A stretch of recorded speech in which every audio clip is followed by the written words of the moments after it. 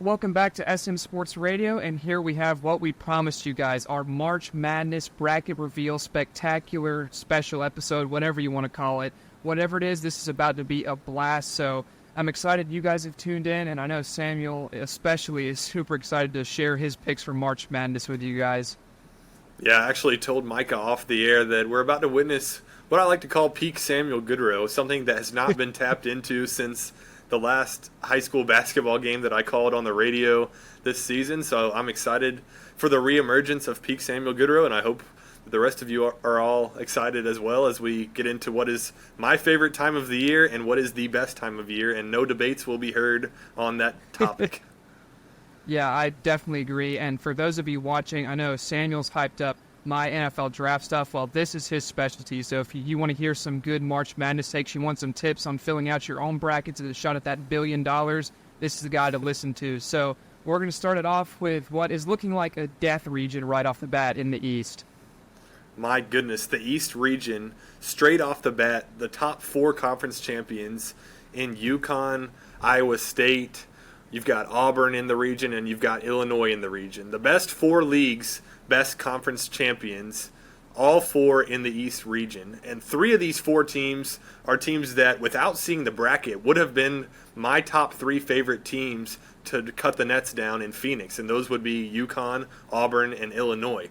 So at 6 o'clock on Sunday, 6 o'clock on Sunday evening when the bracket came out and they just let it off with the East region, I was like, what in the world is this region?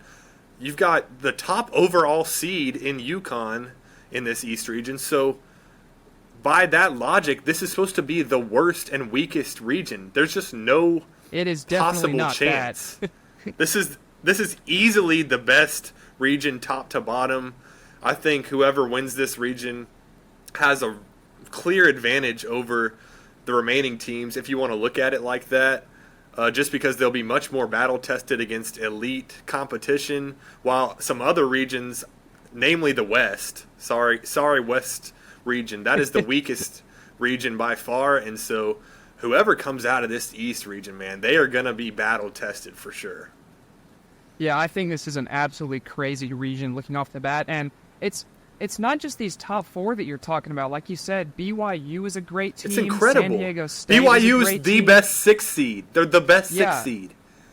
I don't know what's going on. UConn was getting home games. They're like, well, if they're going to get all home games, we can't give them easy teams. So they just forgot about the fact that it's supposed to be the worst of each seed in here, with UConn as the number one overall. And just good team after good team in here. Heck, even Drake is a 10, is a good team. Exactly. So that's the best 10. That's the best 10 seed. What are we doing, committee?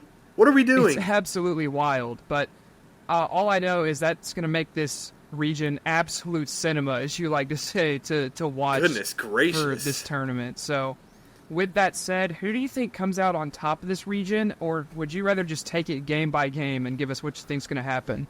Let's take it game by game first, because I've done a lot of research into this East region, just because top to bottom, like you said, just super deep. The 8-9 matchup in this region in FAU Northwestern, that's going to be one of the best games of the first round. It's just like, man, let's just go game by game in this region, and then after we do that, I'll give you my pick to come out of the region, but I'll also give a few storylines that I could also see unfolding if my pick, and I'll just go ahead and say it, I'm chalking UConn to the Final Four. If they don't, though, I have some alternate scenarios that could happen. So let's just dive right into it. UConn's obviously going to destroy Stetson in the first round. This is not going to be we're already far apart here, because I had Stetson by 25. I don't know what you're talking about, but this is not going to be, I'm sorry for your prediction, this is not going to be the third 16 to take over a 1 in the first round. I'll give you a little bit about Stetson. I didn't know much about them myself. Stetson is led by junior guard Jalen Blackman. He averages 21.5 points per game, one of the highest usage players in all of college basketball, and he actually had 43 points in the ASUN title game. 5 3-pointers made in that one, but unfortunately for them, they're matched up with UConn. So UConn's going to win this game probably by as much as they want to. They have a much better team this season even than last year, which is incredible to even think about. They were a 5 seed last year, but dominant from start to finish in the 2023 NCAA tournament. They had to replace their entire starting lineup. And what did they do? They replaced it with 5 guys that are now all averaging double digits. Tristan Newton that just stepped speaks up. to Dan Hurley as a coach. Absolutely. Tristan Newton is a guy that stepped up from a role player last season on UConn. Now he's a first-team All-American. So they're doing something with their development over there at UConn. I don't know what it is, but it's clearly working. And then you have Donovan Clingan at 7'2" inside protecting the rim and dominating the glass. He's so fun to watch. I love also watching Donovan Clingan. Also scoring 15 points per game. But then you see in games like their conference tournament game against Xavier, they got down 10-0 just right off the bat like that.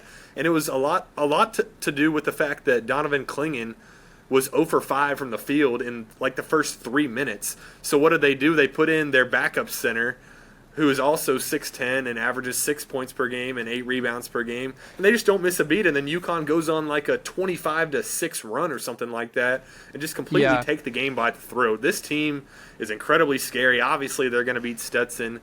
And I'll just go ahead and tell you, they're in my Final Four. But yeah, that's my thoughts on that first game. Yeah, I completely agree. UConn is a buzzsaw. I think the 2 teams that have looked that way all year are UConn and Houston, and especially for UConn, they're just that, like you talk about, that consistency. I know the saying is death taxes Matt Painter with Purdue, but man, the that last is a couple terrible years, it's been saying. Death taxes in UConn. Like, why is Matt Painter the guy that we're going to give that to? Purdue is a perennial choking team. They have never death taxes and Purdue losing in March. Exactly. Why in the world does Rothstein give the death taxes mantra to Matt Painter? That is malpractice. We'll get into Purdue later. But just moving on to the 8-9 matchup, FAU versus Northwestern. This is going to be an incredible game to watch. But a lot of people, I think, are going to be taking FAU in this one. I'm here to tell you not so fast. Florida Atlantic seed line is very, very inflated by the team's Cinderella run last season. And the committee says that last season prior results don't factor in at all to their seeding. And I'm just going to call BS on that one. Florida Atlantic all this year, they've had that weird inertia all season where no matter if they slip up, they lost their regular season title to USF, and they've just kept holding these higher seed lines. And there's really no explanation for it other than, like you say, the run of last season. So, like you're saying, I don't believe that that's not playing a factor in this. Yeah, I mean, obviously, you've got a roster and a team and a coach that has experience in this tournament being very successful. But let's not forget, FAU barely scraped by Memphis in the first round last year in a similar situation. They did get hot and advance all the way to the Final Four, but I think a lot of that had to do with their path being relatively easy with a lot of top seeds going down early in that tournament. And this is a team that was ranked highly throughout the season, looked great early in the season as they beat Arizona on a neutral floor that was really more of an Arizona favoring floor out in Vegas, a long way away from Florida. And this is a team that has also struggled mightily at times. They have 2 quad 4 losses. They just lost to Temple in the semifinals of their conference tournament. They shoot 35% from 3, but they rely on the 3 way too much. Vlad Golden is their only guy that can get buckets inside, at least from the post. They have some guards in John L. Davis and Abijah Martin that can drive the basket, but the only inside presence on that roster is Vlad Golden, and I just don't think they're going to be able to shoot the ball well enough to make another run in this tournament. And not only that, Dusty May is the target of a lot of head coaching searches across the country, so he and his agent have that distraction going against them. And before I make my pick, let's get into Northwestern on the other hand. Northwestern was led by fifth-year senior Boo Buie, and I'm just going to go ahead and tell you, Boo Buie is going to show up in this game. He averages 19.2 points per game and shoots 44% from the three-point line, one of the most clutch players in all of college basketball. And get this, he's averaged double-digit scoring all 5 seasons that he's played college basketball. He's the all-time leading scorer in Northwestern history. Northwestern runs a 4-guard system, obviously a very guard-heavy team, and guess what position wins in March? It's usually the guards. Northwestern is shooting 39.4% from 3 this season, and I think they would be a great Cinderella candidate, much like FAU last season. But unfortunately, if they win this game, automatically they have to go face UConn, and I'm sorry, that's a death sentence. But in this game, give me Northwestern and Boo Buie. Give me Northwestern.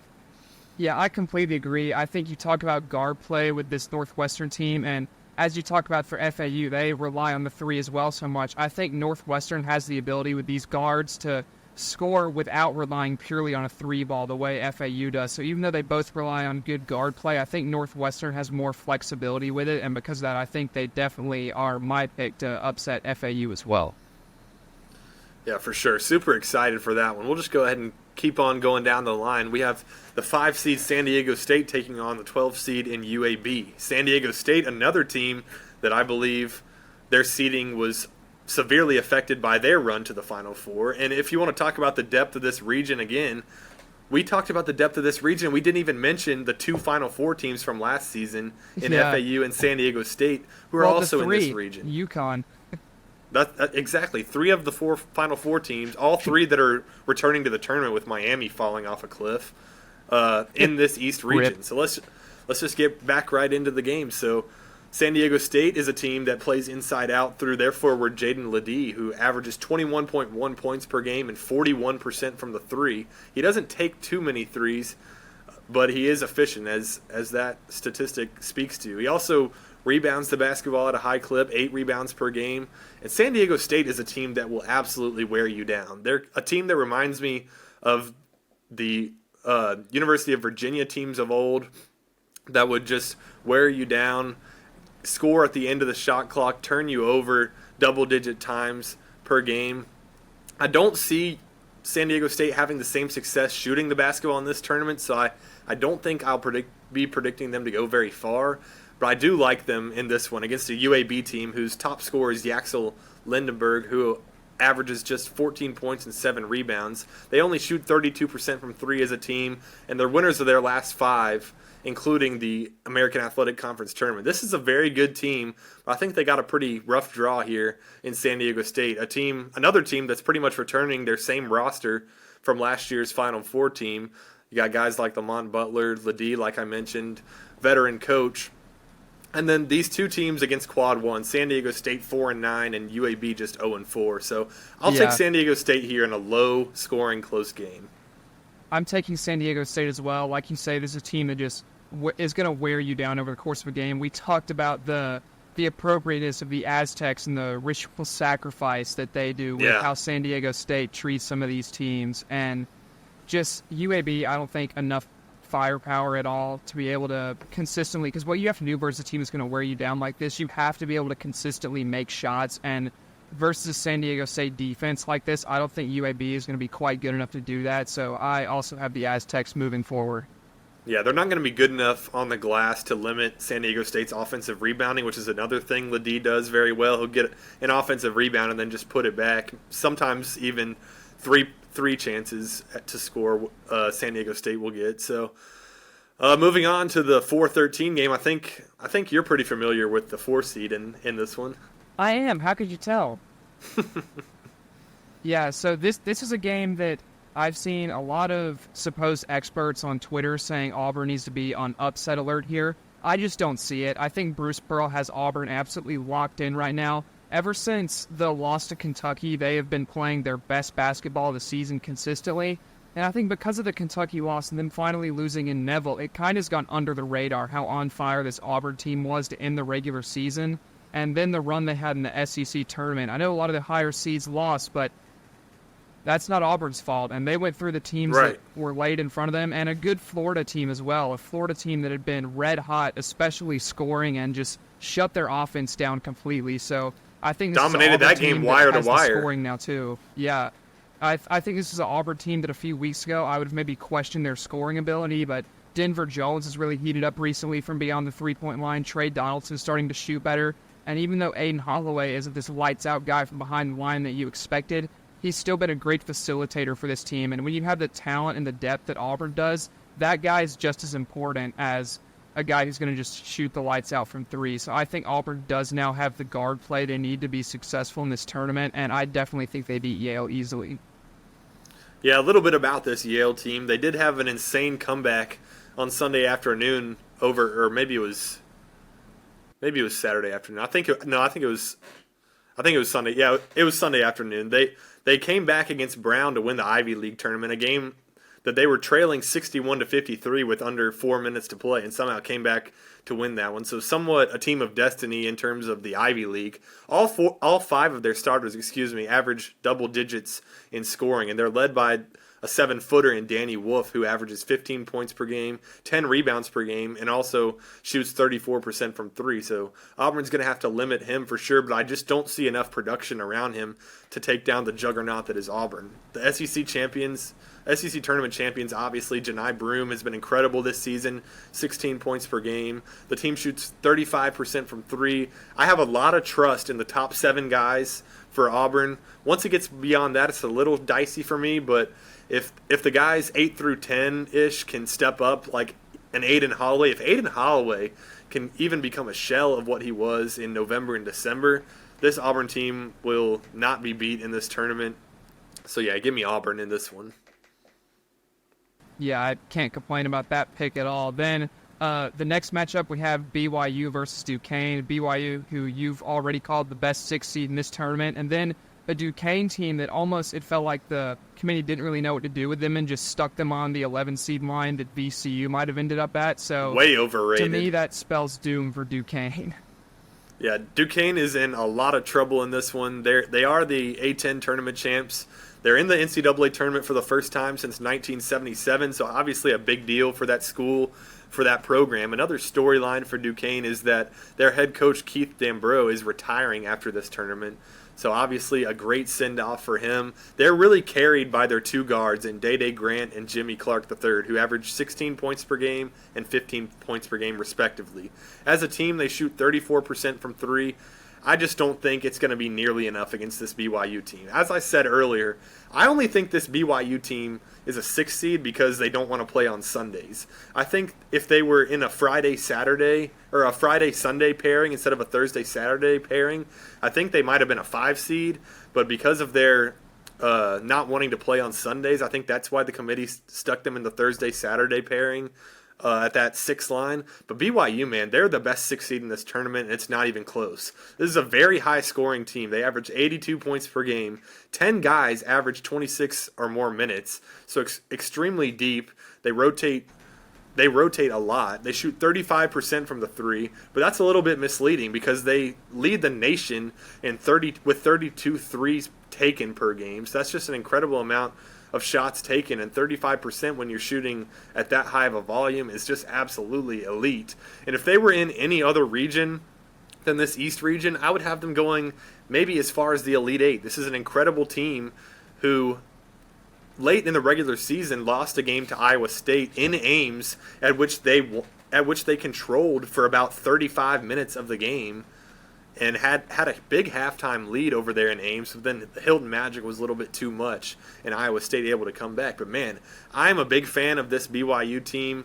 They're definitely going to blow out Duquesne, in my opinion, and they might turn some heads if they get hot from beyond the arc. Yeah, I completely agree with that. Like you said, this BYU team is just a team that can really shoot the lights out on you, and I think, like you say, they can make a deep run if it worked for this region of doom that they're in, including this next team up in the next game, Illinois here, who's taking on Morehead State, a team that is a Clemson student you're a little bit too familiar with at this point. But so I think both of us are going to have Illinois advancing in this one pretty easily. Yeah, definitely got Illinois in this one. Terrence Shannon Jr. is playing on another level right now, carrying Illinois to that Big Ten tournament championship. And Marcus Domask, we called for him to step up in an episode about, I think, 2 weeks prior to this one. He's up to 16 points per game on the season. The team is shooting 35% from 3. They're red hot. Brad Underwood, head coach at Illinois, has won 20 games in 4 of his 6 seasons over there at Illinois. And this is another team, if they were in another region, I would have them maybe in my Final Four. You'll see where I have them in this region just a little bit later. But Illinois definitely rolls in this one. I feel a little bit bad for Morehead State. They're a little bit overseeded just based on all the surprises that won conference tournaments coming in at that 15 and 16 range. But yeah, give me Illinois big in this one. Then our next game we have is Washington State versus Drake. Another matchup of 2 really good teams, as it seems to be with every matchup in this East region almost. So who do you have coming out on top in that one? Yes, I actually have Drake in this game. Drake is led by Tucker DeVries, who averages 21 points per game, 7 rebounds per game, and 3 assists per game. One of the highest usage players in the Missouri Valley Conference, and I think he's top 15 in the country in usage rate. So obviously a guy that's going to take a lot of shots if he gets hot. Washington State's going to be in trouble. They're not a team that wants to get into a track meet with this Drake team, who defeated Indiana State twice, who was kind of a darling in the media just because of the vibes that Indiana State brought to the table, and a team that was a first 4 team out that Drake was able to beat in 2 of their 3 matchups in this season. In the regular season. You got to remember, this is a Drake team that last year matched up with Miami in the first round, took Miami to the final minute when Miami finally pulled away, and then that Miami team ended up making the Final Four. So this is another team that has a lot of depth, is very experienced, and matches up very well with this Washington State team. Washington State, they did sweep Arizona in the regular season, but that's the highlight, and that's the extent of their work on their resume. They're led by a forward in Isaac Jones in both points per game and rebounds per game with 15 and 7 respectively. As a team, they shoot 34% from 3, but they only feature 7 players in their main rotation, and none of these guys are really needle pushers. Like, I don't think I've really heard of Isaac Jones in very many narratives and many stories in the media throughout this season. And so because of that, I'm going to take Drake in a very competitive game. I just think their scoring is going to be too much for Washington State. Washington State's been reeling a little bit and struggling. They struggled in the Pac-12 tournament. They struggled at times at the end of the regular season, and I think Drake's red hot. They're ready to make a run. Give me Drake. Yeah, I think if you had shown me this matchup with 2 weeks to go in the regular season, I'm taking Washington State 9 out of 10 times, but I picked them to win the Pac-12 tournament. They really fell flat in that, and then other than the Arizona wins, there hasn't been much to shout about down the stretch for them, and I think it's a really bad time to go flat if you're a team like Washington State coming into a matchup with a team as hot, like you were saying, as Drake. So because of that, I think Drake's going to walk away with this one, and I think this game might end up getting out of hand fairly quickly if Washington State comes out slow again. Yeah, this is a Drake team that could very easily get hot from 3 and make this game a 12, 15-point game just right off the bat, early in the second half even. So definitely a matchup I'm looking forward to. And then to round out this East region, we have 2-seed Iowa State taking on 15-seed South Dakota State, another team I wasn't all too familiar with. They did win the Summit League tournament. They have 4 players averaging double figures in points, led by Zeke Mayo with 18.8 points per game. And as a team, they shoot 36% from 3. So definitely a respectable mid-major team.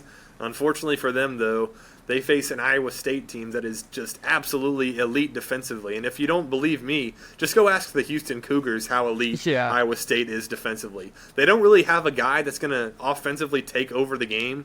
If they do, it's going to be Taman Lipsey. But this is a team that plays incredible defense for the entirety of the shot clock. They have elite fan support, which is going to come into play here as this game's in Omaha, very close to Ames. They Where took is over Omaha exactly? somewhere in Middle America, they say. This is a team that shoots 35% from 3 as well, 10 steals per game, but going beyond that, they force 18 turnovers per game. This is just an elite defensive team, and that's not a good matchup for this decent mid-major that relies on scoring the basketball, that has only appeared in one quad 1 game this season and lost it, while Iowa State is 10-6 in quad 1. So give me Iowa State in an absolute blowout. Yeah, I don't think there's any world where this game is close at all. Like you say, the Iowa State defense, I think if you're a lower seed going up against a 1 seed like this, you a lot of the times want to see a 1 seed that maybe has average defense and that really relies on scoring. So maybe if you could slow down their main guy, that's how you get the upset. But Iowa State is not built like that. This elite defense that I personally was unfamiliar with going into the last couple weeks of the season in the Big 12 title game, and was shocked by their performances against their comeback against BYU, and then the dominating win they had over Houston in the Big 12 title game. So I am very impressed with this Iowa State team right now. I think they're going to go pretty far in this tournament, and I think South Dakota State is the baby step to start that off. Absolutely. And just rounding out this region, I'm going to go ahead and pull up my bracket. I've got UConn defeating Northwestern in the second round. I've got Auburn over San Diego State in the second round. I've got Illinois over BYU in a very close game in the second round. I really wanted to pick BYU, but I just think Terrence Shannon Jr. and Marcus Domask are too hot right now, so I took Illinois there. And then I took Iowa State rounding out that second round over Drake. So before I move on, let's see who you've got in that second round. I have those exact same 4 picks there. I think both of us had the same feeling about these 4 conference champions. This could have been a Final Four, like you said earlier, in itself. So those are my 2 region semifinal games, UConn versus Auburn and Illinois versus Iowa State. And then let's start with the bottom game. Let's start with Illinois-Iowa State. I'm taking the Cyclones in that one. Once again, this defense. I think that it's going to be very hard for a team like Illinois to beat this Iowa State team. I think, though, you do have those 2 good scores for Illinois. If Iowa State is able to slow both of them down, which I think this defense will be able to, I just don't see a path for Illinois to win the game if that happens. So because of that, I think the Cyclones are going to be moving on to the Elite Eight. Yeah, so I had a major crisis about this game, I'll say. I had Iowa State initially winning my entire bracket and becoming national champions, cutting down the nets. But the more I thought about it, I just can't see this team that relies so heavily on defense making a run in this tournament, simply because in all the years that I've watched college basketball and this tournament in particular, it always seems like the team that has those elite scoring guards is the team that advances. Because let's just take, for example, last year, Miami. Miami was incredibly guard heavy last year, ran a 4-guard system, and that was able to carry them all the way to the Final Four. Now, they eventually did fizzle out, but Illinois, I feel like, is somewhat of an upgraded version of Miami even. And Marcus Domask and Terrence Shannon Jr., I think those are 2 guys that you can pretty much kind of already just pencil in for at least 17 points in that game. And then their bigs as well are serviceable down low. So I took Illinois in this one. It was pretty much a coin flip for me, but I think Illinois' offense is going to be a little bit too much. In this game, a little bit further from home for Iowa State, so they won't have the crowd behind them near as much. And I just think the veteran guards for Illinois prove too much, so give me Illinois. Yeah, I definitely could see that happening as well. This game, like you said, a complete coin flip, and then another one of those type games on the other side of the Sweet 16 for this region, as we both have UConn taking on Auburn, and I'm going to go full Homer University student here and take Auburn in this game. I know UConn has good depth. I think Auburn has better depth, and I think that's going to be the difference in this one. These are 2 really just 2 elite teams.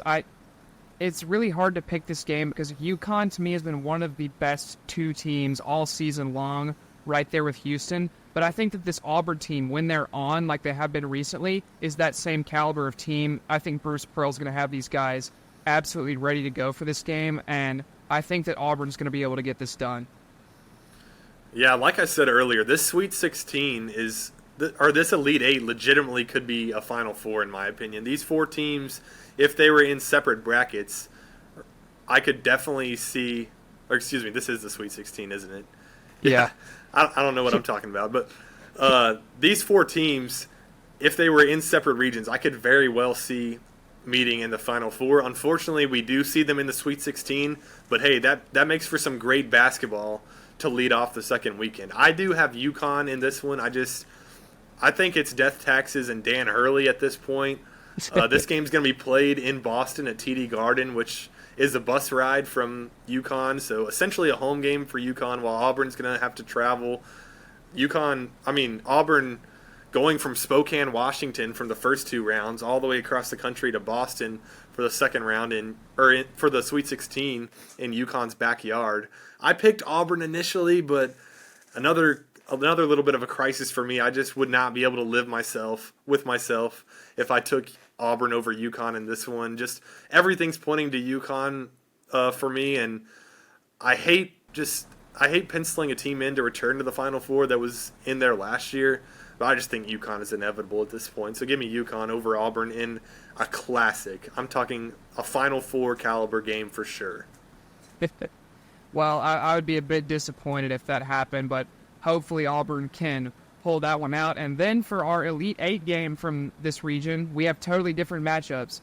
I have Auburn beating Iowa State. I think these are two teams that Auburn is kind of an upgraded play style version of Iowa State, where Iowa State has that lockdown defense. They're not necessarily going to have that elite scorer.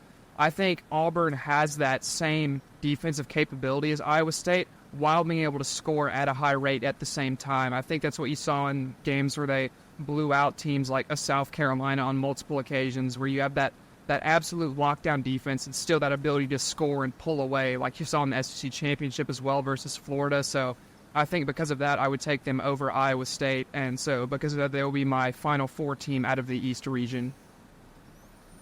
Yeah, I definitely like that potential matchup for Auburn should it come down to those two teams. But like you said, I have two different teams in this game, UConn and Illinois. And while Illinois, I believe, is going to be led by good guard play from Domask and Shannon all the way up until this game, I just think at this point, UConn is going to be way too much. They're going to be in TD Garden in Boston, like I mentioned earlier. The crowd's going to be probably 80-20 in favor of UConn fans, maybe even worse than that. Sorry, Illinois fans, I don't really believe in you to fill up that stadium in Boston going over from Illinois. But yeah, I have a really hard time looking at this game and not taking UConn. I just think they're a lot deeper than Illinois. They don't have as elite guards scoring the basketball, but they play a much better brand of team basketball, getting the ball inside to guys like Donovan Clingan. And then if Alex Caravan gets hot from behind the three-point line with guard play from Stephon Castle and Tristan Newton as consistent as it's been all season, I think it's going to be a major shock if this UConn team doesn't make it to the Final Four. So because of that, give me UConn to win the East region. Well, it's definitely going to be a very entertaining region. I know we've already kind of dubbed it the region of death. So I think no matter who wins this region, they would be my pick for national champions coming out of it. But it should be so entertaining to watch. We're going to hop across the bracket now over to the South region, where 1 seed Houston is going to take on a 16 seed in Longwood in a game that I don't think Longwood has any chance in whatsoever. Yeah, definitely not. This is a Longwood team that averages 75 points per game, only shoots the three at a 34% clip, and that's just, I'm sorry, it's a recipe for disaster against a Houston team that's led by one of the best backcourts in the country in Cryer and Shed, 15 points per game and 13 points per game respectively out of those guys. But not only are they one of the more elite offensive backcourts, they're the most elite defensive backcourt in the country. They allow just 57 points per game and force 16 turnovers per game. Number one in the net. This is just an incredible team top to bottom, extremely deep. The only thing that worries me in terms of their run to all the way to the Final Four is I don't really trust them to score the basketball at a rate that will be necessary to beat some of the other top teams in this region. But yeah, definitely going to be plenty to destroy this Longwood team that is just happy to win their conference tournament and be dancing. So yeah, give me Houston by about 35. This next game is one that I am super excited for, Nebraska versus Texas A&M. This is a Texas A&M team that I saw a lot of this year between watching some Auburn and Florida basketball, and then a Nebraska team I know you liked watching a lot this season that has been polar opposite at home and then away. But these are two very entertaining teams. Nebraska coming off a pretty decent showing in the Big Ten tournament, though didn't make it super far down that bracket. But who do you think is going to come out on top of these two teams? Yeah, so this game is going to be super exciting because you have three really exciting players. And for Nebraska, Casey Tominaga, who averages 15 points per game, 37% from the three-point line. And this guy is as close to Steph Curry as we've seen in college basketball since Steph Curry has one of the quickest releases from three I've ever seen. It's just an absolutely electrifying player. Nebraska does shoot it at a pretty high clip from three, 37%. And as you said, they're elite at home this season, but they struggled at times away from Pinnacle Bank Arena. And then on the other side for Texas A&M, you got two of these electrifying players. Wade Taylor, 19 points per game. Tyrese Radford, 16 points per game. Do I really need to say much more than that? These two guys are absolutely built for March. I'm extremely excited for this game. I hope Nebraska can make it a very competitive game, but I just think Texas A&M is at a much better point in their season right now. I think they're the team with more momentum coming into the game, and I think Radford and Taylor, as I mentioned, are going to step up, so give me A&M here. I'm actually taking Nebraska in this one. I have faith in Tominaga in this one. I think he's going to be able to carry Nebraska to a win here. I still think Taylor and Radford are going to get their points for sure, but I don't think it'll be enough. I think Nebraska is going to win this. I do think it's going to be very high scoring. I think that's Nebraska's path to winning this game, is really just riding a wave of scoring to the victory. So I think they're able to do that and move on to get beat by Houston. Definitely going to be a good game. That one's on Friday over in Memphis at FedEx Forum. Then moving down the bracket, we've got a 5-12 matchup in Wisconsin versus JMU. And what I've seen, a very trendy upset pick, JMU over Wisconsin.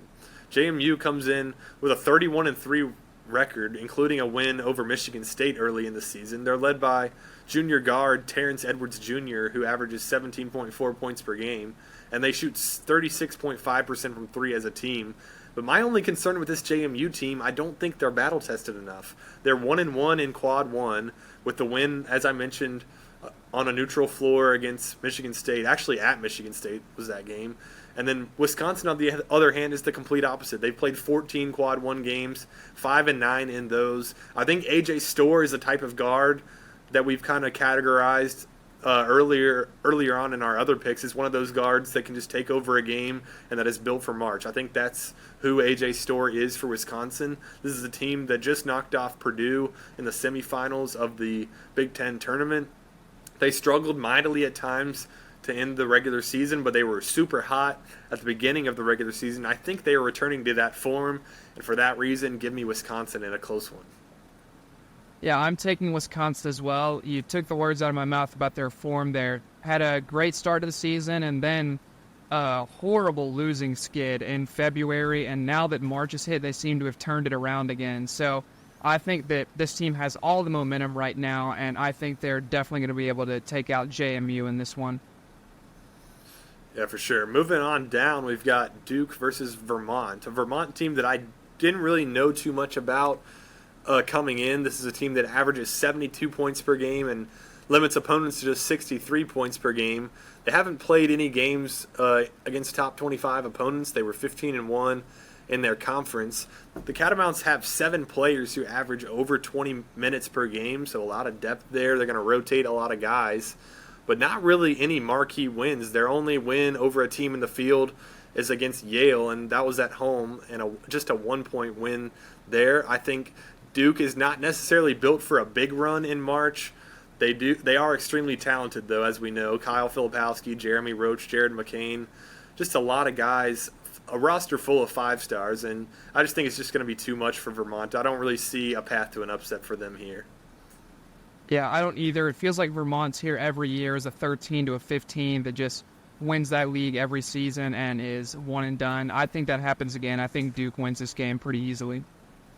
Moving on to the 6-11 matchup, we've got Texas Tech versus the ACC tournament champions in NC State. An absolutely incredible run for the Wolfpack, becoming just the second team in NCAA basketball history to win 5 games in 5 days to win their conference tournament, joining 2011 UConn, who was led by Kemba Walker. That was an incredible team. DJ Burns is going to be a darling of the tournament for NC State. DJ Horn, another guy that can really get buckets for them.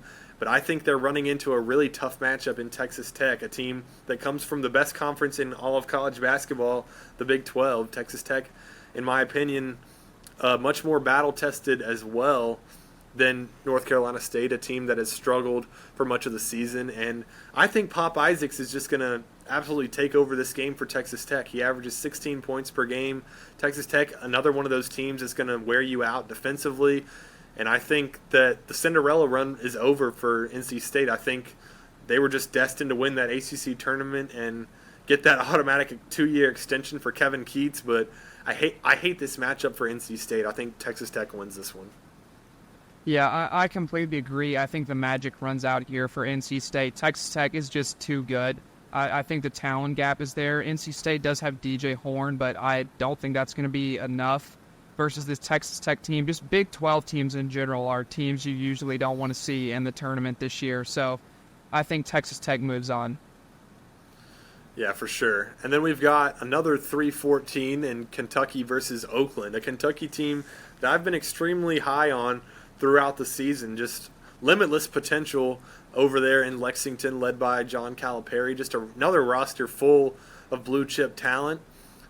Oakland, on the other hand, not a really national brand of a basketball team. Fun fact, Oakland is actually in Michigan and not California, something I just learned in the past 2 days. Oh, I didn't know that either. Extremely surprising for me there. And if you look at Oakland's resume outside of conference, they lost games to Michigan State, Illinois, Drake, and Ohio State. Some of those games were relatively close, but their best win is at Xavier, a 2-point win there. And I just think Kentucky's going to put it all together in the first round here. They're not really going to have to play their A game per se to beat Oakland. They're just going to have to do enough to avoid an upset like they have been upset in previous years by teams like St. Peter's. I think the hot seat is a little bit too hot for Calipari. I don't think there's any chance they lose this one. Yeah, I completely agree. Kentucky, just too much talent with Rob Dillingham and Ben Reeves as well there. So I think they move on past Oakland pretty easily. And then this next game is one of my favorite teams in the tournament. We're talking about guards so much. If you want guards, the Florida Gators are your team with Walter Clayton Jr., Zion Pullen, Will Richard, 3 very solid guards. This is an elite offensive rebounding team as well.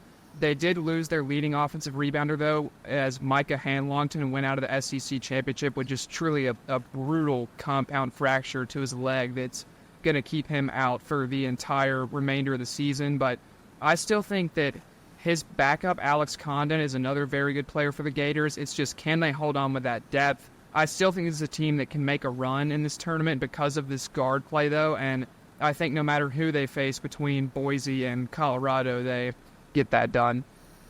Yeah, for sure. I'm kind of going to operate under the assumption that Boise State wins the first 4 matchup. They are underdogs, but I thought I'd go ahead and preview that one a little bit. I do think Boise State matches up very well with Colorado. I think that their veterans in Max Rice and guys like Tyson Degenhart are going to give them the edge in that one in the first 4. And then in the matchup against Florida, Colorado would definitely be an easier first-round matchup for Florida, but I still think they match up very well with a Boise State team that really doesn't have much inside presence, and that's not really a recipe for success against Florida, who just, as you said, dominates the glass.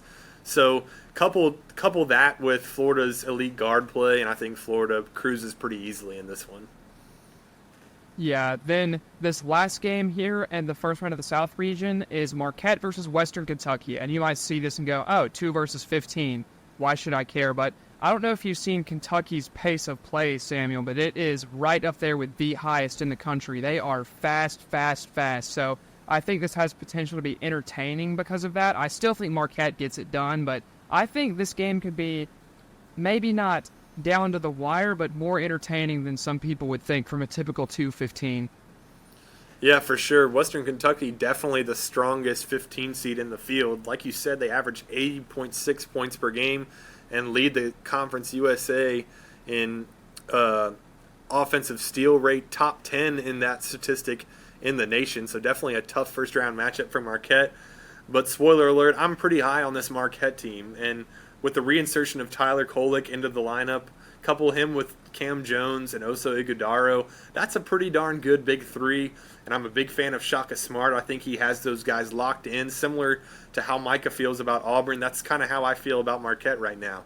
I think that's a roster full of dogs. I think they're hungry, and I think that they still have a bitter taste in their mouth from all the times that UConn has punched them in the face. So I think they're going to have some fun in this region since UConn's not in it. And so give me Marquette in this first round pretty easily. Yeah, then on to the second round here. This Florida-Marquette game might have been one of the most difficult games for me to pick in the entire tournament. I doubt it was for you based on how you're feeling about Marquette, but the guard play from this Florida team makes it really hard for me to pick against them, and then that coupled with their strength on the glass all season long, and this is a team that is red hot to end the season except for that loss to Auburn in the SEC title game, so I think that they have great momentum to finish out the season. I think they're going to be playing for their down teammate in Micah Hanlogton. I think Todd Golden is another great coach. I think he's going to have them motivated, and it might sound crazy, but this is my first big upset of the tournament. I settled on going Florida over Marquette, which I'm about 99% sure you will disagree with. Yeah, I can definitely respect that pick for sure, but I'm kind of going to use that Micah Hanlogton argument against Florida here. I think if Micah Hanlogton was able to play in this game, obviously he's not going to be able to with that season-ending injury, but if he was able to play in this game, I think Florida would have been able to steal a lot of extra possessions just with those offensive rebounds.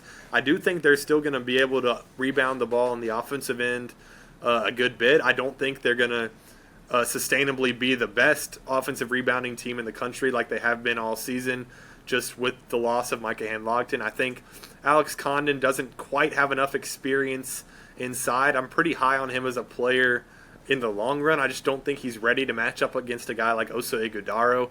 And I think Cam Jones and Tyler Kolek, you can pretty much compare those guards to the guards of Florida, and I think I even give a slight edge to Marquette's guards here. I trust them a lot more, and so for that reason, give me Marquette here.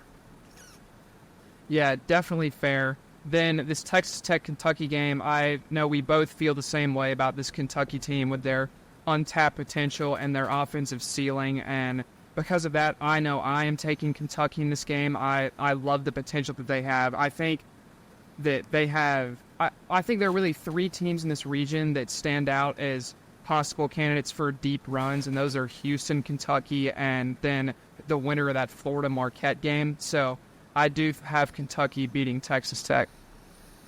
Yeah, if you're a Kentucky fan and you've been tuning into this podcast by some chance for all of our episodes in which we've covered college basketball, you know how high I've been on this Kentucky team pretty much all season. Unfortunately, the more I stared at this game, the more that it was speaking to me that Texas Tech is going to win this game, and I'll tell you why. Texas Tech is a team full of veterans. They play in the Big 12, what is by far the best conference in college basketball, in my opinion. They're going to dominate the glass. They're going to dominate inside. Kentucky is pretty terrible defensively outside of one game against Auburn, and I think Texas Tech is going to dominate the glass on both ends. It's going to take a pretty special performance out of both Reed Sheppard and Rob Dillingham. If Kentucky's going to win this one, I can see them winning it for sure, but I give the edge to Texas Tech. And so I'm sorry for hopping off of the Kentucky bandwagon, but they've let me down too many times, so give me Texas Tech. I completely understand that. Then another matchup with a red team and a blue team here, as Wisconsin will be taking on Duke. And I like this Wisconsin team. Like I said earlier, I think they're getting hot at the right time. I think this is a team that has enough firepower to get past this Duke team, as talented as Duke is. So I think Wisconsin moves on to face Houston. Yeah, I completely agree, actually. So Duke's only win that really moves me outside of the ACC, which they struggled even in the ACC if you really look at it. Got swept by North Carolina in the regular season. They lost to Pitt at home. Pitt should be a tournament team, by the way. They should. Pitt should be a tournament team. They absolutely should. And I'm going to go ahead and say it. They lost to Clemson in Cameron Indoor Stadium. The refs handed them that game. I will stand on that take. I will take that to my grave that Clemson defeated Duke in Cameron Indoor Stadium in 2024. Or was that game in 2023? Whatever. Clemson in the 2023-2024 season, Clemson took down Duke in Cameron Indoor Stadium. So beyond that, their only great win is against a Baylor Bears team that was hobbled with injuries on a neutral site, 78-70 back in December. Meanwhile, Wisconsin's been racking up some good wins this season. Wins over Marquette, Michigan State, obviously Purdue here of late. So, I'm going to go with A.J. Storr and the Wisconsin Badgers to make it to the Sweet 16. Yeah, that's definitely a fun team. And then Houston and Nebraska, I think this is where, at least for me, it's Houston and Nebraska. I think this is where Nebraska's luck runs out. I think Houston's just too good, even with the skill of those Nebraska shooters. I think Houston's just too much, and we'll move on to play Wisconsin. Yeah, so I've got Houston and Texas A&M in this one, obviously. Obviously, I'm very high on Wade Taylor and Tyrese Radford, but on the other side guarding you will be Jamal Shedd and LJ Cryer. They're going to shut you down. I'll just go ahead and tell you, don't get your hopes up, Texas A&M fans. Your season ends right here in the round of 32. Houston's going to win this one by double digits. I regret to inform you. Yep, I agree with that margin for the Nebraska game as well. Then I guess we both have Houston and Wisconsin actually in this Sweet 16 matchup, and I think Houston wins again here. I think, like to say, that defensive backcourt is just going to be too good versus Wisconsin, and then Wisconsin down low. I don't know if they're good enough to be able to make up for that if their backcourt isn't playing that well. So I think that once Cryer and Shedd start to lock down Wisconsin, there won't really be much else they're able to do. So give me Houston in that one as well. Yeah, give me Houston here as well. I think A.J. Storr is going to have an incredible tournament, taking Wisconsin all the way to the Sweet 16 at this point. But I think, once again, he's going to get clamped by these guards, like you kind of mentioned. And I think Jawan Roberts down low for Houston going to be too much for anyone Wisconsin has inside. So for that reason, I'm taking Houston as well to advance to the Elite Eight. Yeah, then for the other Sweet 16 game for this quad, we actually have completely different matchups once again, as I have Florida taking on Kentucky. That makes it interesting. Yeah, this is a game we saw twice during the regular season, Florida winning once in overtime in Rupp Arena, and then Kentucky winning in Gainesville at the O-Dome. So both of these teams feel so similar to me with the guard play and the occasional lack of defense, but I think Florida is good enough to beat Kentucky again in a tournament setting. I'll say it over and over and over until I lose my voice. I love these Florida guards so much. I think they can really carry the Gators deep into this tournament, and so I'm going to send them all the way to the Elite Eight to take on Houston. Definitely not falling victim to homerism at all, Micah Farmer. He's just being very objective with these picks. He's not a homer at all. Listen, for people that know me, they know I rarely send my teams deep into brackets of any kind. I'm usually one of the lower people on my own teams, but whatever it is this year, I've fallen in love with both of these basketball teams for Auburn and Florida both. Yeah, well, you guys are going to see how I feel about my Clemson Tigers here in just a bit, but rounding out my Sweet 16, I have Texas Tech taking on Marquette. This is a Texas Tech team that I think is going to be really exciting to watch in this tournament. Pop Isaac's one of those guys that's a candidate to go off. But I think Marquette is one of those teams that is just full of hungry guys, much like how Micah feels about Auburn. I think that's going to continue in this one. I think Osei Gudaro is much better than anyone Texas Tech has down low. Kolick and Cam Jones are each better than any sidekick to Pop Isaac. So for that reason, give me Marquette to reach the Elite Eight. Then for our Elite Eight matchups, I have Houston versus Florida, and I think here the Gators' run comes to a screeching halt, as I expect that game to play out similarly to the SEC title game they played versus Auburn.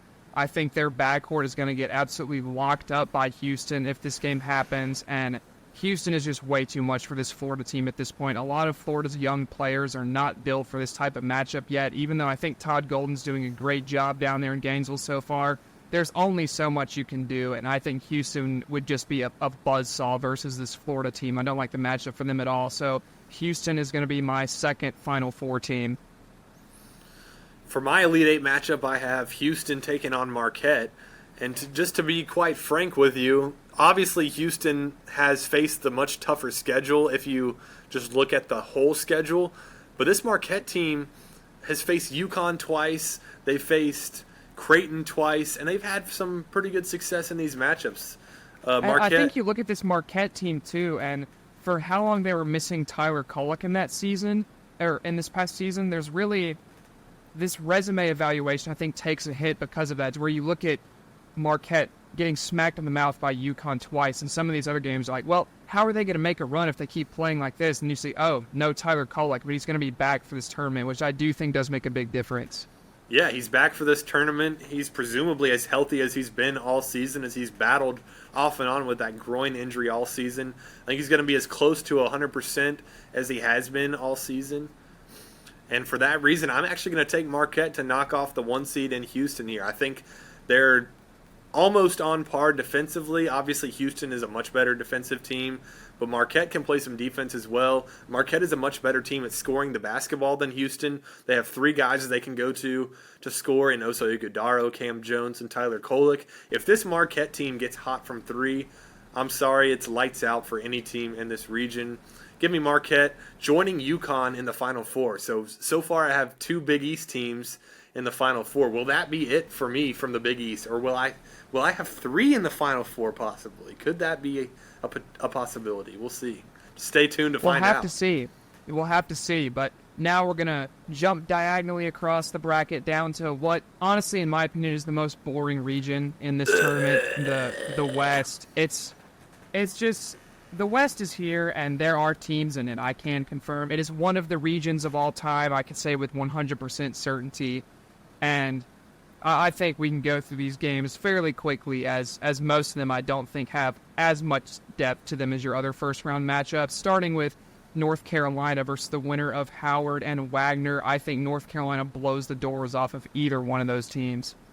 Yeah, UNC is elite offensively, obviously, but they've also been elite defensively at times. I think they have as good of a shot as anyone to make it to the Final Four out of this region. Obviously, they're the 1 seed, so they'll be the favorite.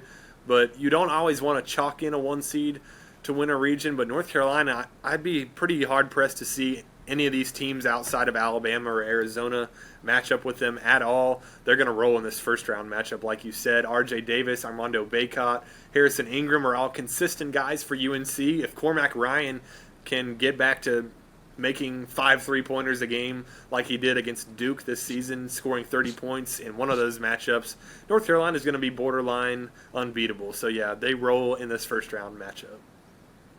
Then down to the 8-9 game, we have Mississippi State versus Michigan State in a game that I can confidently say MSU will be coming out on top of, as I'm going to be taking taking tuned to find out which State, one. though.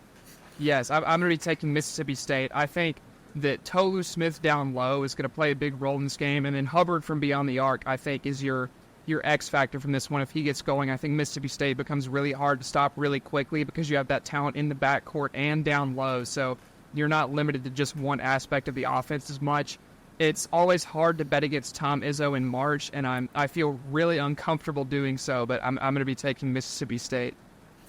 Yeah, you kind of mentioned kind of my lean in this one, and I've got to go with Tom Izzo and Michigan State. I love this Mississippi State team.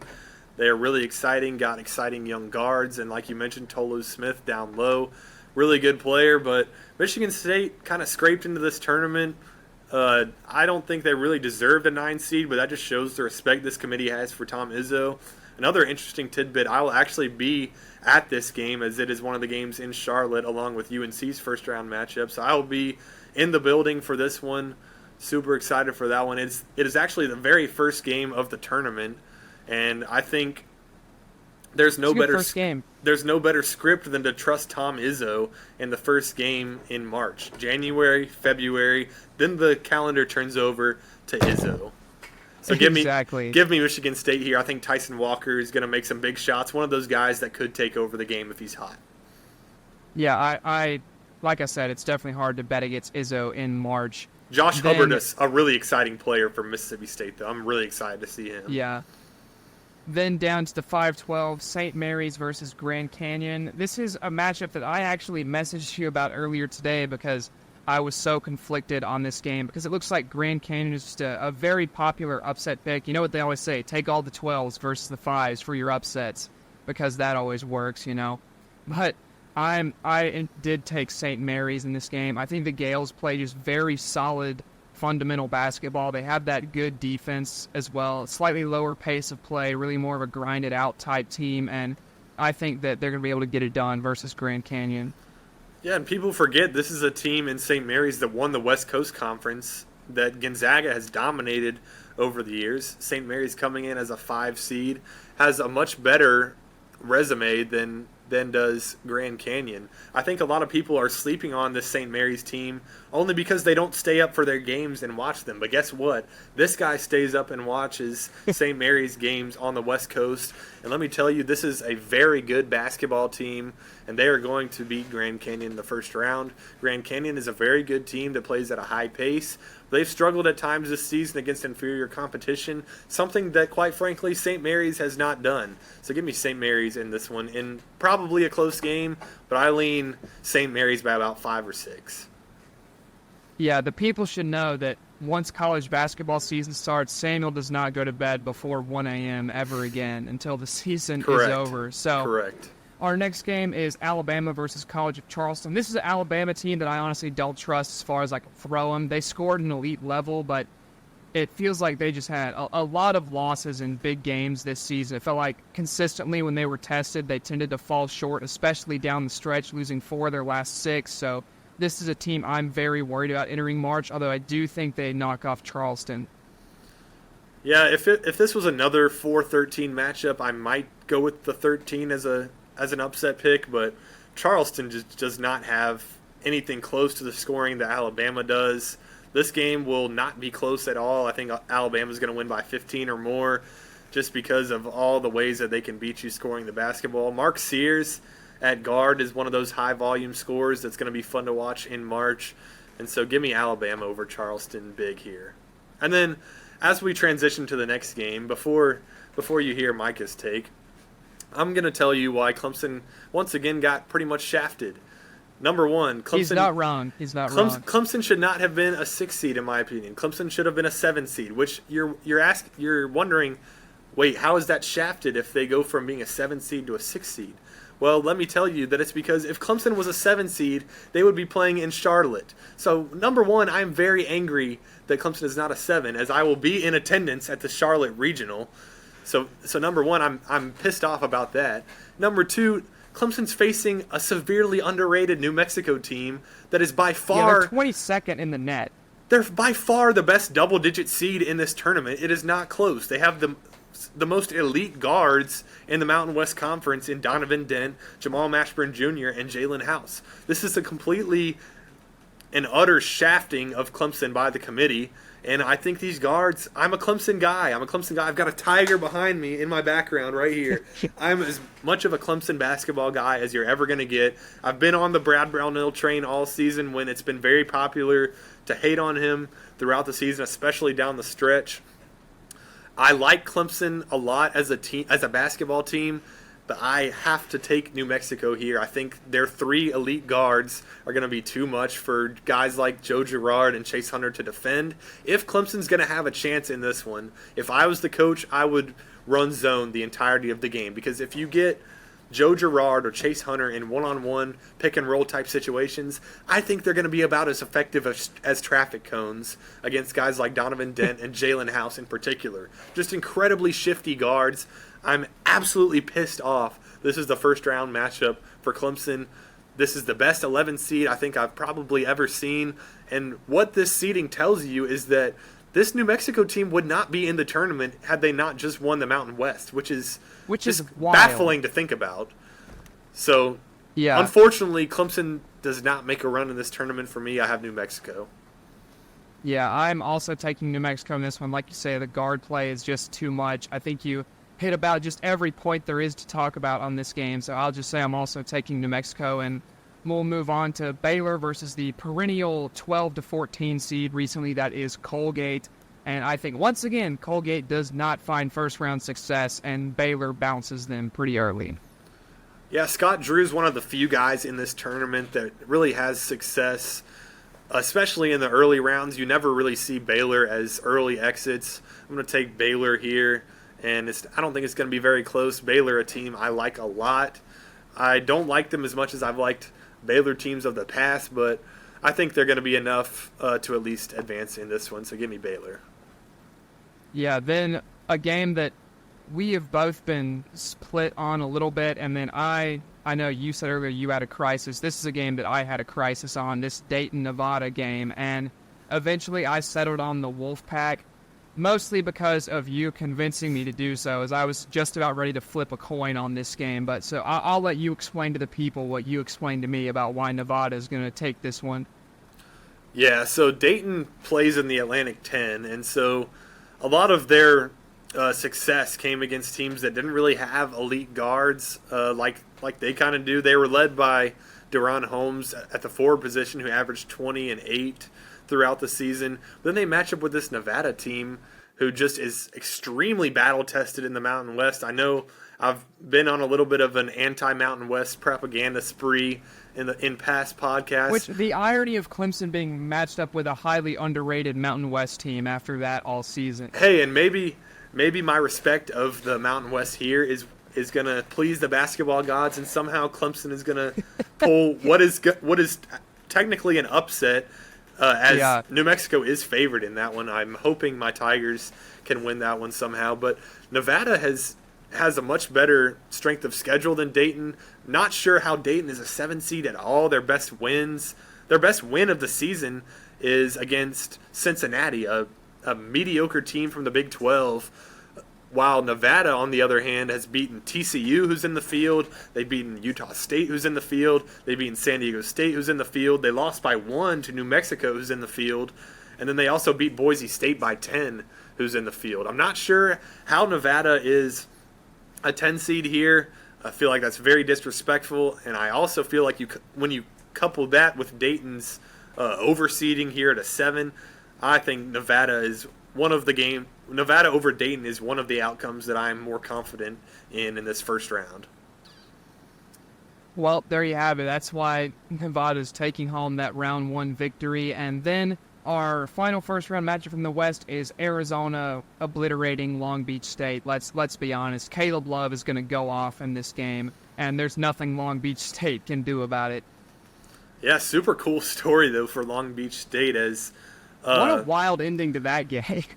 Yeah, Long Beach State's head coach was actually fired before the conference tournament. And then what did he do? He turned around and won the tournament, and just an incredible interview afterwards about just how appreciative he was that he gets to coach that group of young men as he described them. Great story for Long Beach State. Director, though. Oh, it absolutely does. Great story for Long Beach State, but I'm sorry, that story is not going to be enough to put some points on the board for you to beat Arizona. Arizona rolls here. Caleb Love probably drops 25. Yeah, then Arizona's next game versus Nevada for both of us is a game I actually have Nevada winning.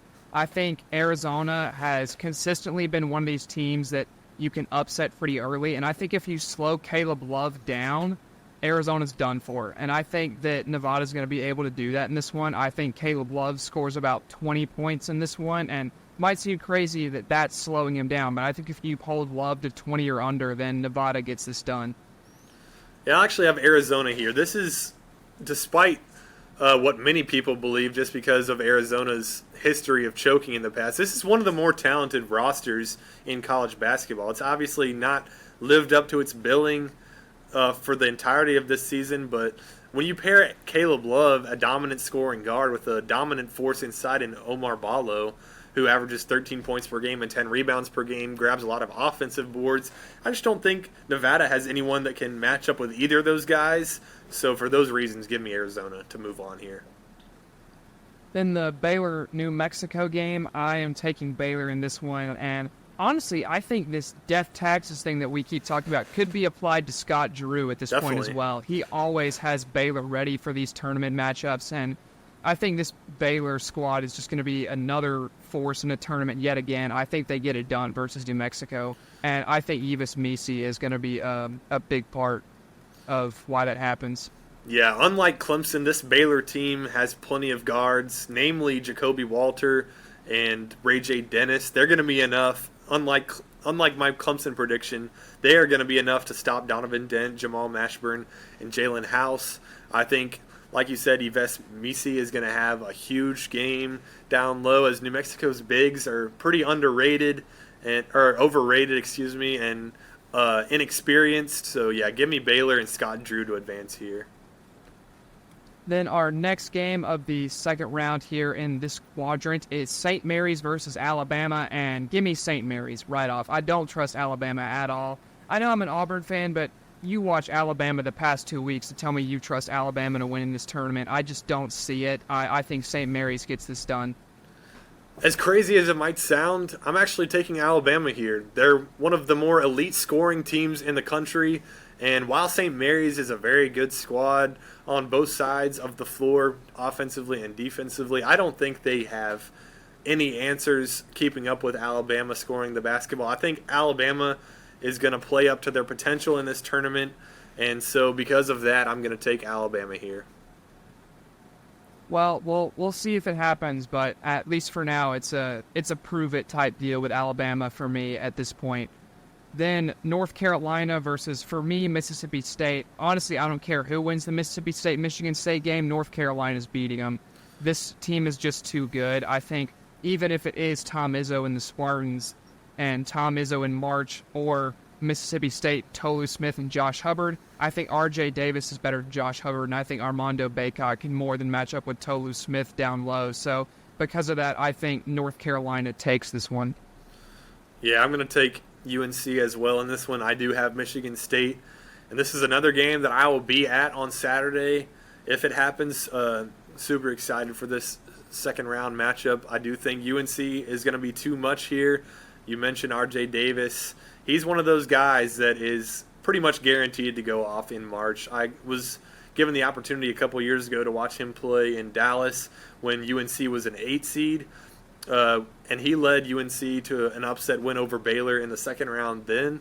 And last year they missed the tournament. They didn't play any postseason basketball. And I think R.J. Davis returns to March with a vengeance, and UNC moves on here.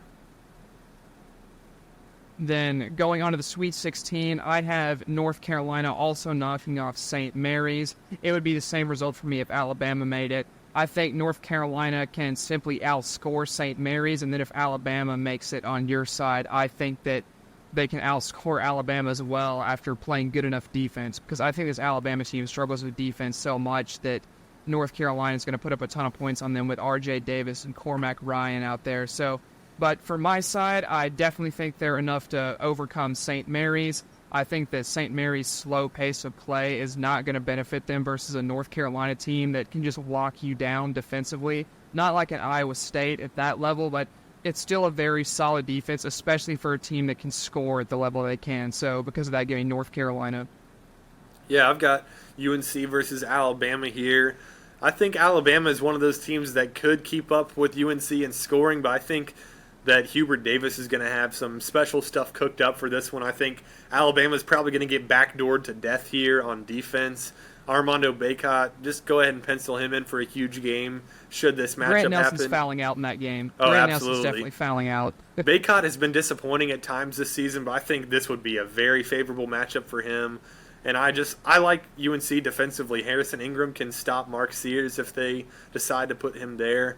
And honestly, just UNC is going to be too much for anyone that they could possibly face in this second round, in this Sweet 16 matchup for me. Yeah, I completely agree with that. Then the other side of the Sweet 16 here in the West is, for me, Baylor versus Nevada, and I think you would agree that if it ended up being Baylor versus Nevada, you would take Baylor in that. Absolutely. And that's exactly what I'm going to do. I think Scott Drew keeps the Bears right on rolling and sets them up with an Elite 8 matchup versus North Carolina. Yeah, so I've got Arizona and Baylor in this one. I think the stars are going to line for Caleb Love to take on his former team in North Carolina in the Elite 8. Give me Arizona over Baylor. Caleb Love to have a huge game. Omar Ballo to dominate. Yves Missy inside. I think this is going to be an incredible matchup, a high-scoring game. I think Arizona is going to be the team that we've seen flashes of throughout the season. I think they put that together and win their third game in this tournament to meet UNC in a storyline game in the Elite 8.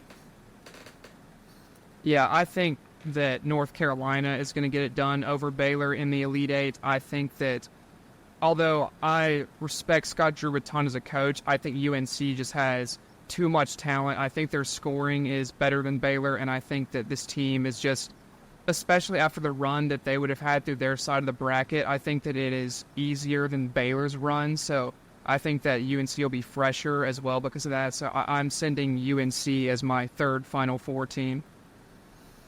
Yeah, I'm sending UNC to the Final Four as well. I'm going to have them doing it against Caleb Love in Arizona. Obviously, UNC in the Final Four 2 years ago under Hubert Davis, and then going from that to missing the tournament entirely. This is a roster full of veterans. Cormac Ryan is in his fifth year playing college basketball. RJ Davis is in his sixth year playing college basketball. Armando Bacot's in his fifth year playing college basketball. And I think this veteran leadership and experience in the tournament, even getting to the Final Four in previous years, is going to be enough to elevate North Carolina over an Arizona team that outside of Caleb Love has no guys that have this type of experience. And so give me North Carolina as my third Final Four team. Yeah, like I said, completely in agreement with that. Then over to the Midwest region where boring teams reside. And it starts off with the most boring team in college basketball, in my opinion, Purdue. And I think they're going to keep their boringness right on rolling and actually manage to knock off a 16 seed this year, whether it is Montana State or Grambling. Yeah, they don't call it the Midwest for nothing. This is the most mid. This is the most mid region by far. It's not the worst in the West, but it's definitely third most exciting for me behind the South and the East. So we'll just go ahead and chalk Purdue into that first round for obvious reasons in that game, either against Grambling or Montana State. Then for the next game in the first round here, Utah State versus TCU. This is a Utah State team that won the regular season title in the Mountain West, a conference that was respected a large amount over the course of the season. And I think because of that, I trust this Utah State team. I think they're going to be able to get it done versus a good TCU team. I think this game is very, very close. I think this is a very good 8-9 game, but I am going to take Utah State to just barely squeak one out. Yeah, so I've actually got TCU in this one. Emmanuel Miller at the guard position, or maybe he might be a small forward. He's a great scorer regardless for TCU, 16 points per game. I think TCU, coming from the Big 12, a league that I have a lot of respect for, is going to pay dividends for them here. This is a TCU team that has wins over Baylor and Houston in the regular season and several close losses to a lot of other elite teams. Just a lot of experience in games that Utah State does not have experience in, quite frankly. And just for those reasons, I'm going to take TCU here to move on to the second round. Yeah, I could definitely see that happening as well. Like I said, I have that game super close. Then the 5-12 matchup is Gonzaga versus McNeese. And I think this is a Gonzaga team that is going to end up making some noise in this tournament. I think they are red hot at the right time. I know they lost their conference tournament to St. Mary's, but I don't think you want to see Gonzaga right now at all if you're any other team in this region. And I think they're going to be absolutely firing on all cylinders coming into this. So I think they get it done over McNeese pretty easily, honestly. Yeah, you definitely don't want to play this Gonzaga team right now. McNeese is one of those teams that I would pretty much pull the trigger on taking the upset if they were facing any other 5 seed. I would take them against St. Mary's, but I just cannot bet against Mark Few right now. He is one of the more veteran coaches in college basketball. Graham Ike and Anton Watson are going to be too much for McNeese here. McNeese, obviously a very good team led by Will Wade, but I just think that their lack of a great resume, the best team they faced this season was UAB, who comes in at a 12 line, so give me Gonzaga here, and I really like this Gonzaga team a lot, like you mentioned. Yeah, I think that Gonzaga definitely can be dangerous this season. And speaking of dangerous, last season we saw a 13 seed from the SoCon upset a 4 in Furman over Virginia, and I think it's happening again as I'm taking the Samford Bulldogs over the Kansas Jayhawks. Kansas has a ton of health issues right now. They've been not nearly the same team they are in Allen Fieldhouse when they have to go outside of it, and I think that continues. I think the Jayhawks are on upset alert as Samford gets it done. Yeah, you're absolutely correct in picking this upset, and I'll tell you why. And the answer is Bucky McMillan. Bucky McMillan is a guy that 4 years ago was coaching high school basketball at a Birmingham area high school. very close to Samford. Samford then went in and hired him. Samford went from one of the bottom feeders perennially in the SoCon to just in year 4, maybe it's even year 3. I think it's year 4, though. In year 4, winning that league that is by no means a terrible mid-major. We obviously saw what Furman could do last year in the tournament as they knocked off Virginia. But let me just tell you a little bit about Buckyball. Bucky McMillan is going to full-court press you the entire game, and yes, I mean the entire game, off both makes and misses. That will tire this Kansas team out. Kansas has only 7 guys that they can trust to play on a regular basis, and that's when Kevin McCullough and Hunter Dickinson are healthy. These guys are not healthy. They missed the entire Big 12 tournament. I have a lot of respect for Bill Self. He's one of the greatest coaches of all time, but this roster is just not it.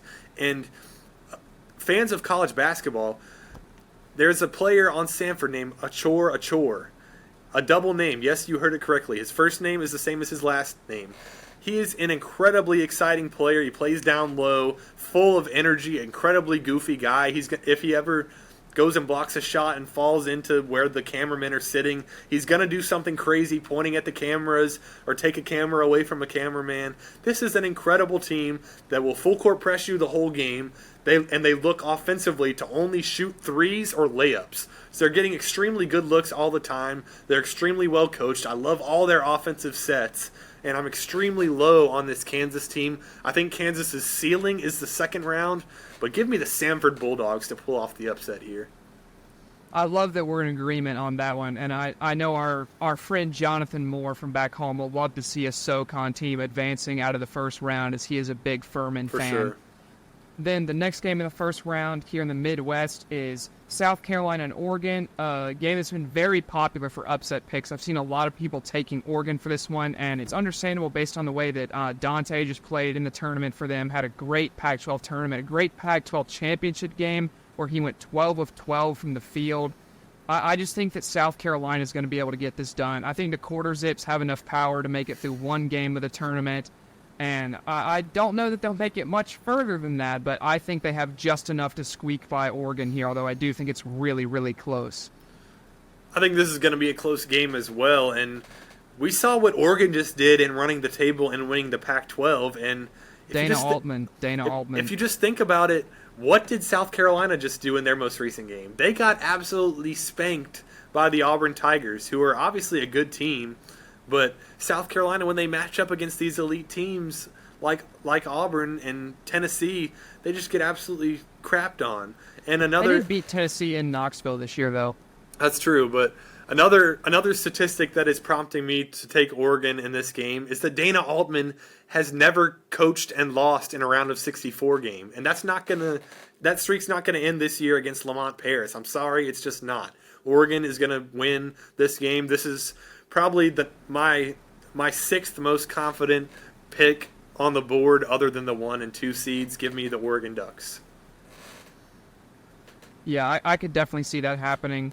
Then I have Creighton over Akron in the next game. It's not going to be close. Akron does not have nearly enough of anything to compete with Creighton in this game. So Creighton to the second round to take on the quarter zips of Columbia. Oh, let me just tell you, Creighton is going a lot farther than the second round, ladies and gentlemen. I am extremely high on this Creighton team. The only team, might I add, that has dominated UConn in a game for 40 minutes this season, as they did somewhere in Middle America, wherever Omaha is, in Nebraska. I think it is. Is it real? We still haven't figured it out. Never been to that place. I've heard that it may exist, but Creighton is a team that is going to be entirely too much for Akron. Baylor Shireman has tournament experience both for Creighton last year and with San Diego State a couple years ago. Trey Alexander, another incredible player at the guard position that can also shoot it. Creighton, one of the best three-point shooting teams in the nation. And then you add all that to a situation where you have a center in Ryan Kalkbrenner, who is the best big man in terms of defense in the entire country. And for that reason, Creighton is going to blow out Akron, and I'll just go ahead and tell you, Creighton is going to the Final Four, ladies and gentlemen. We're going to have 3 Big East teams in the Final Four. All 3 Big East teams are going to the Final Four. Book it, pick it in your brackets, put it in your Money League challenges. The Big East is going to run the table in this tournament. Well, we'll certainly have to see if that happens, but our next to last game in the Midwest here is Texas taking on the winner of Virginia and Colorado State.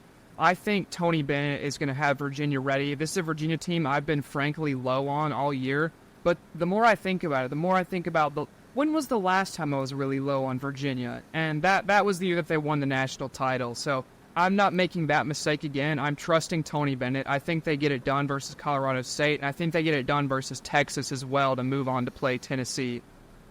Yeah, I'm fairly confident that Tony Bennett and Virginia are going to defeat Colorado State in the first four. I think Colorado State is, frankly, a better team that had a better season. But when you're evaluating two similar teams, then you look at the coaching discrepancy. Nico Medved on one side for Colorado State, Tony Bennett, a national champion winning head coach, one of the best head coaches in college basketball. Their styles contrast a lot. I think UVA is going to be able to wear Colorado State down. They're going to be able to neutralize their guards that have been so prolific scoring the basketball this season. But then I do think that Virginia is actually going to beat Texas in this one. I think Tony Bennett's run is going to continue. Texas, a team that has struggled at times throughout the season. Dylan DeSue has been dominant in the games that they have won. But I think Virginia is a team that can clamp him up. And I think that Texas's lack of experience being successful in the tournament under their new coach is going to prove harmful here. I will be at this game as well, and I believe UVA is going to be moving on to the second round. Yeah, like I said, I agree with that completely. And then last game here, Tennessee versus St. Peter's. This isn't the same St. Peter's team we saw go on a run a couple years ago, so I think Tennessee gets this done fairly easily. Yeah, sorry for those rooting for St. Peter's to pull off another big upset here. Shaheen Holloway is no longer the head coach for St. Peter's, as he is now with Seton Hall, who also got snubbed, by the way, yeah, from they the should tournament. be in there too. But yeah, Tennessee and Dalton Connect roll in this one. Super excited to get to see Dalton Connect in person in Charlotte. And so it's exciting, let me tell you. Give me Tennessee it's to the second round. I can't wait. Well, in the second round, I actually have Tennessee's run ending there. I think Virginia's defense is going to be too much for Tennessee. I think the recipe to beat Tennessee, we've seen it this year, is lock down Dalton Connect, and they become absolutely lost. Then I think a Tony Bennett coached Virginia team is exactly the kind of team that can shut Dalton Connect down. And I think that if you do that, Tennessee becomes very beatable very quickly. So give me Virginia to move on to the Sweet 16, something that I did not think I would be saying at all a couple days ago. I actually like that analysis a lot. It's going to be very disappointing if Colorado State somehow wins that first four matchup, and then just all of this analysis just goes to crap. But I do think it's going to be UVA taking on Tennessee here, and I'm actually going to trust Tennessee for once. I think that Rick Barnes is going to have his team ready. I think Zakai Ziegler is going to step up, as I do think UVA is going to be able to neutralize Connect a little bit. I think Vescovy is going to be a pest on defense, and I think that Tennessee is going to scrape by Virginia. I think it's going to be really close. I'll be at this game as well on Saturday if it happens. But give me Tennessee in a really low-scoring, just barn burner. Yeah, and as far as games that will not be that way, I have my next game as Creighton taking on South Carolina in a game that, frankly, I would be surprised if the Gamecocks lost by less than 25. I think Creighton absolutely obliterates South Carolina. I think there is no doubt left after this game that Creighton is an elite team, and they get sent right to the Sweet 16, riding high on full momentum.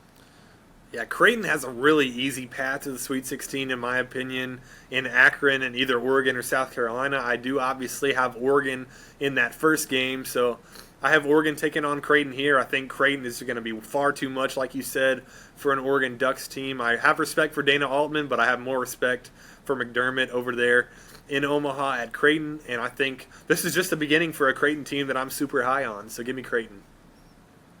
Yeah, then moving up a little bit more in the second round, this is a game that I don't know who to go for, honestly, between Gonzaga and Samford. So conflicted. It's such a fun game. I'm super excited for this matchup if it does happen. I think I do lean toward Gonzaga just based on tournament experience as far as the coaching staff, so I'm going to send Gonzaga to the Sweet 16 over Samford, but close. Yeah, Samford's a really fun story, and I think they will be able to keep this close, like you said. But I think Gonzaga will be able to break that full court press fairly easily on a regular basis. We know that Mark Few is one of the greatest coaches in the country, has been for a while. He's seen all types of different defenses, all types of different styles of play, and I think that's what's going to give the edge to Gonzaga in this one. Pencil Gonzaga in for me to my Sweet 16. And then finally we have Purdue versus Utah State. And I'm continuing my chaos region right here as I have Utah State knocking off Purdue. I think great. Is it Osobor? That their forward that averages 18 a game. Anyway, he's a starting forward for them. He averages 18 points a game, 9.2 rebounds per game. And though I don't think he's Zach Edey by any means, I think a guy that can get down low with power is something you need versus Purdue. If you can just get someone to consistently attack Zach Edey, then you can really start to spread the ball out around further, and you get less of that vacuum effect in the middle with Edey and Purdue. So I think if Osobor can really get going in this game, and he's the Aggies' leading scorer, so I think they're going to really need him in this one, but I think he does show up to the occasion, and because of that, I think Utah State is good enough to give Purdue some more March misery once again. Yeah, I have Purdue and TCU in this one, and I really want to fade Purdue so bad here in the second round. But I don't think TCU is the team that's going to be able to knock them off. I love TCU's guards. They're much more athletic than Purdue's guards for sure.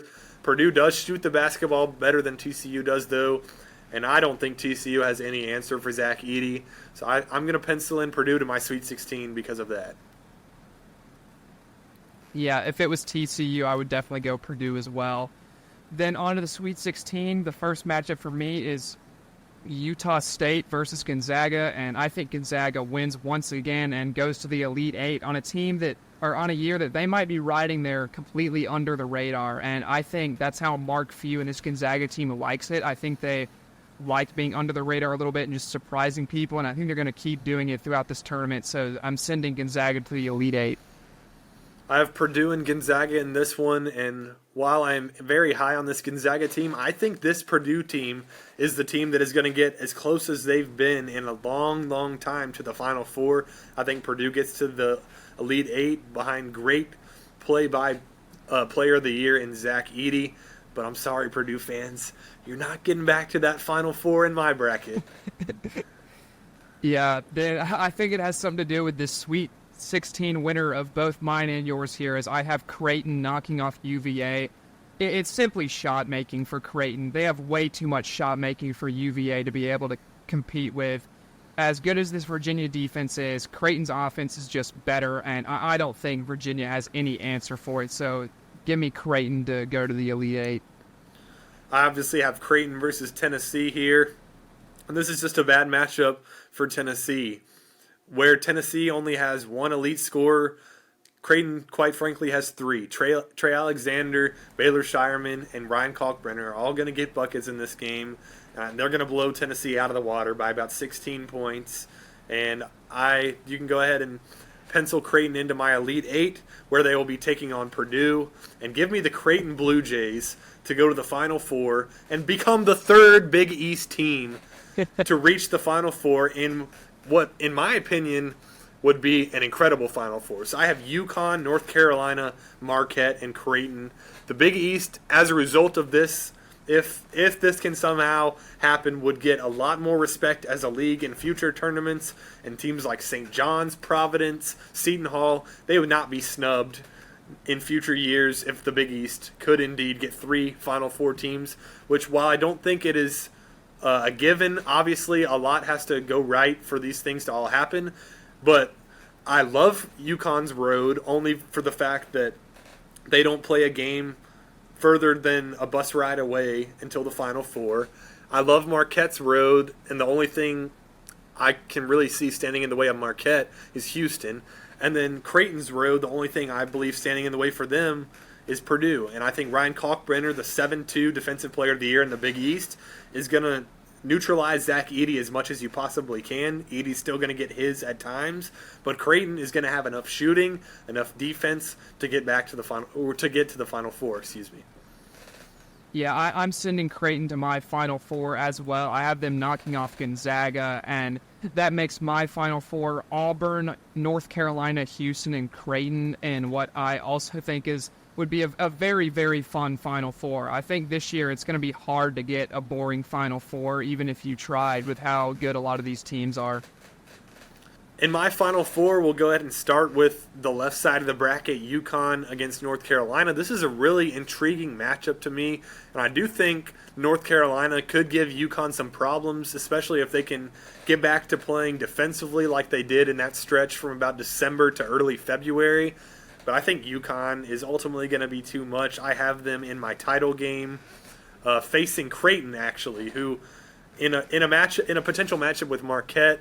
I think that Creighton's familiarity with Marquette is going to pay dividends here. Obviously, in their 2 matchups with Marquette this season, they did split, but in the home matchup, they won by 14. In the road matchup, they lost by just 7. I think by this point in the tournament, Marquette is pretty much sure to have some injury issues, as they're going to have 2 guys that are trying to stave off injuries that have plagued them all season, in Oso Ighodaro and Tyler Kolek. So for those reasons, give me Creighton in my national championship against UConn. Yeah, for me, on the left side, it's Auburn versus North Carolina, and I think this Auburn team, if they manage to make it out of this East region, if they're playing at that level, they are one of the most complete teams in college basketball with the level of defense that they have and then the scoring capabilities they have as well. I think Janai Broome is one of the few players down low who can really take it to Armando Bacot down there and make Auburn own the paint in this game. And then as far as perimeter defense, other than Houston, how many teams have better perimeter defense than Auburn this season? They've been elite at defending these guards in the SEC a lot of the time, so I think they'd be able to lock up R.J. Davis or Cormac Ryan in this game. So I'm sending Auburn to the national title game. And then on the other side of my bracket, I have Houston versus Creighton. And as good as Houston's defense is, I think Creighton just has too many scores between Shireman, Kalkbrenner, and Alexander. And just like you said, I think this Creighton team is very, very good. And so I'm also sending the Blue Jays to the national championship game. Yeah, and by the way, guys, I did not see Micah's bracket before or even after I made my picks. I'm hearing Micah's picks for the first time, just like you are, and I'm pretty sure Micah didn't see my picks before he made his bracket. So we both are really high on this Creighton team, and I have them doing what a lot of people would think would be impossible. I have Creighton beating UConn in the national title game. UConn has only struggled one time this season, and when I say struggle, they've only gotten blown out in one game this season. Guess who that was against? It was the Creighton Blue Jays, and it was somewhere in Middle America, and that somewhere happened to be in Omaha, Nebraska. And while this game is not going to be in Omaha, Nebraska, it's not going to be in Boston either. It's not going to be in Connecticut. It's not going to be anywhere near the Northeast. So UConn's home court advantage is completely taken away. And so I think that Creighton's shooting, their defense, namely their shooting, I think they're going to shoot the lights out in this game. I think they're going to shoot about 43% from 3. I think Kalkbrenner's going to have a big game, both shutting down Donovan Clingan and scoring the basketball maybe about 12 to 14 points. Give me Baylor Shireman to go nuclear in this game. And give me Creighton by 5 over UConn in the national title with 140 points scored. Well, I also have Creighton in my title game, as we said, but I'm going full Homer student here, and I'm having Auburn come out on top in this game. Like I said, I think if you get the version of this Auburn team that is going to be able to make it out of this East region at all, that is a version of this Auburn team that wins the national title. And I think this team defense is good enough.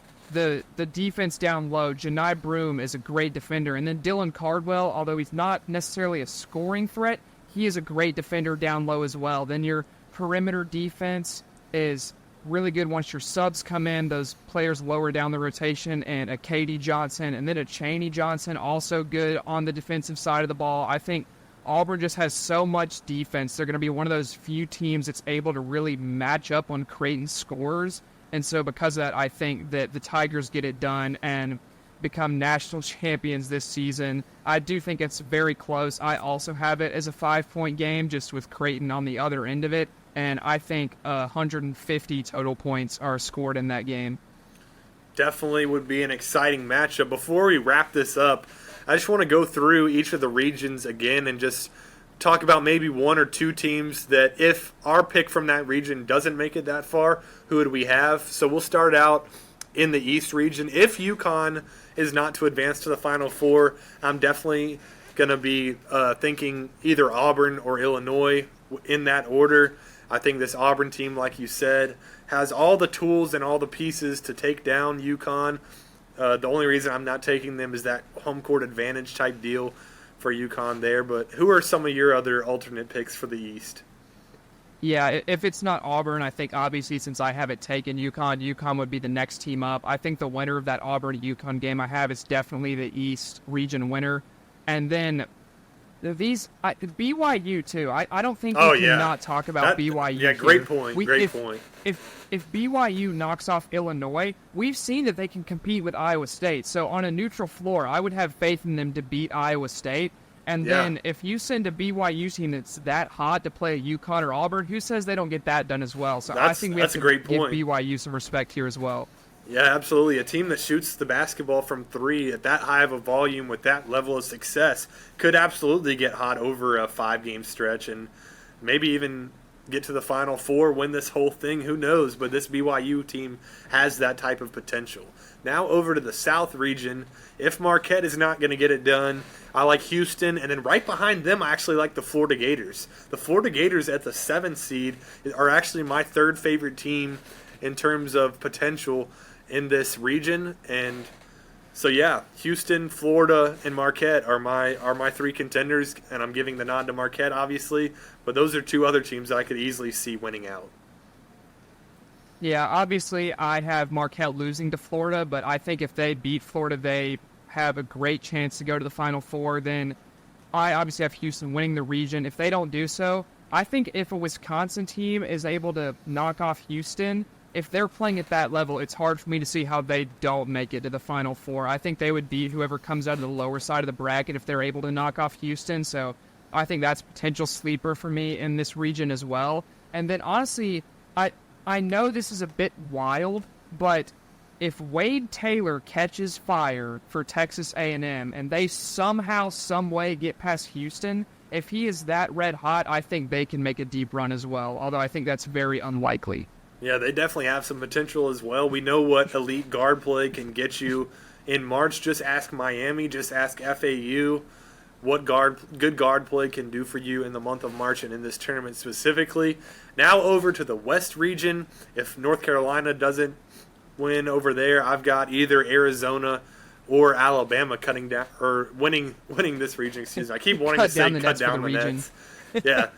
They'll have at least some cool hats that say West Region champions or Final Four or something. But yeah, Arizona's one of the most talented teams in the country. They've struggled at times this season, and because of that, a lot of people filling out brackets are a little bit low on them. And then Alabama as well. They've struggled at times this season. But look at the amount of Quad 1 games that Alabama has played. They have a lot of experience in these type of games that they will be playing in the tournament. They're an elite offensive team.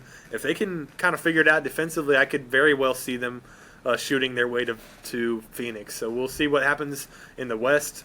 I do think UNC has a pretty good grip on this region, but if they somehow fall, I think Alabama or Arizona is the team to do it.